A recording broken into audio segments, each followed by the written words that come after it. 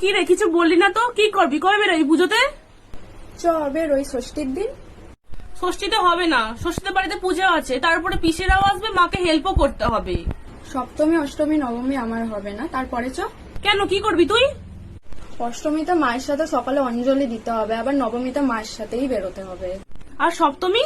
আর সপ্তমীটা তো ও আচ্ছা, বুঝে গেছি, তোর ওই টক্সিক বয়ফ্রেন্ডের সঙ্গে বেরোবি তাই না?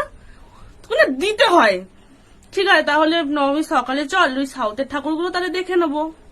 সপ্তমীটা তো ওর সাথে দেখবো, একই জায়গায় কতবার দেখবো বল।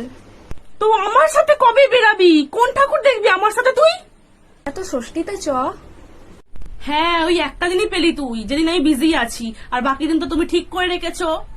তাহলে আমায় কেন বলিস পুজোর 1 মাস আগে থেকে তোর সাথে বেরাবো, তোর সাথে বেরাবো, তোর সাথে বেরাবো? চেল্লাচ্ছিস কেন ওরম ভাবে? তুইও তো কিছু বলে রাখিস না আগে থেকে, প্ল্যান করব করব করে করাই হয় না। আর আগে যারা বলেছিল আমি তাদের হ্যাঁ বলে দিয়েছি। ঠিক আছে চ, দশমীর সকালে চ। এখন তো দশমীর সকালে কোনো ঠাকুরও ভাসানো হয় না।